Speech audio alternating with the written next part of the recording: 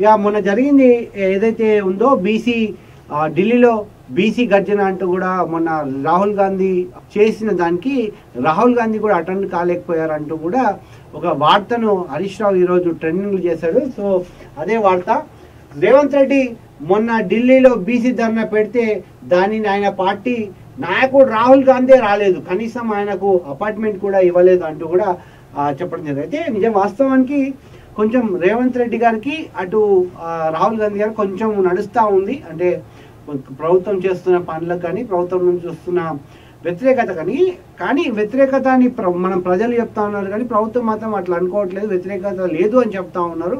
So అది అధిష్టానం గుర్తించింది, దానికోసమే మీనాక్షి నటరాజన్ కూడా దింపడం జరిగింది ఇవన్నీ చెక్ పెడుతూ. కానీ ఆవిడ పని ఆవిడ చేసుకుంటూ వెళ్ళిపోతూనే ఉన్నారు.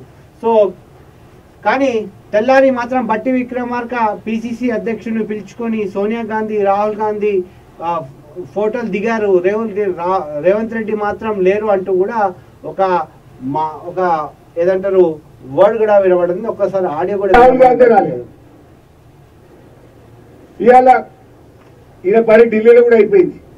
మొన్న బీసీల ధర్నా అని ఢిల్లీకి పోయిండు, ధర్నా పెట్టిండు. ధర్నాకు రేవంత్ రెడ్డి ఏం చెప్పిండు, నేను రాహుల్ గాంధీని తోలుకొస్తా, ప్రధానమంత్రిని ఒప్పిస్తా, పార్లమెంట్ లో బిల్లు పాస్ చేపిస్తా అని మాట్లాడింది. కానీ ఢిల్లీ దాకా పోయినాక అర్థమైంది ఏంటి, ఈయన పిలిస్తే రాహుల్ గాంధీ రాలే, ఈయన ధర్నా పెడితే ఈయన పార్టీ నాయకుడు రాహుల్ గాంధీ ఢిల్లీలో ఉండి ధర్నాకు రాలే, అపాయింట్మెంట్ కూడా ఇయ్యలే. ఈయనకు లాస్ట్కి ఈయన వాపస్ వచ్చిండు. ఈయన వచ్చినాక తెల్లారి మాత్రం మిగతా పిసిసి అధ్యక్షుడు ఉప ముఖ్యమంత్రిని అందరినీ పిలిచి సోనియా గాంధీ ఫోటోలు దిగింది, రాహుల్ గాంధీ ఫోటోలు దిగింది. అది పరిస్థితి.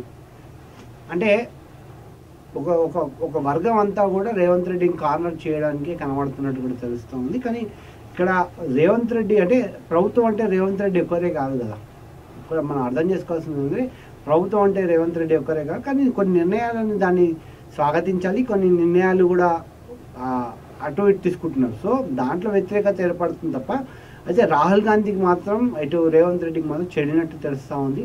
ఎక్కడ కూడా రాహుల్ గాంధీ కలుస్తానంటే రేవంత్ రెడ్డి రాహుల్ గాంధీని కలుస్తానంటే ఎక్కడ కూడా తన అపాయింట్మెంట్ ఇవ్వట్లేదు రాహుల్ గాంధీ.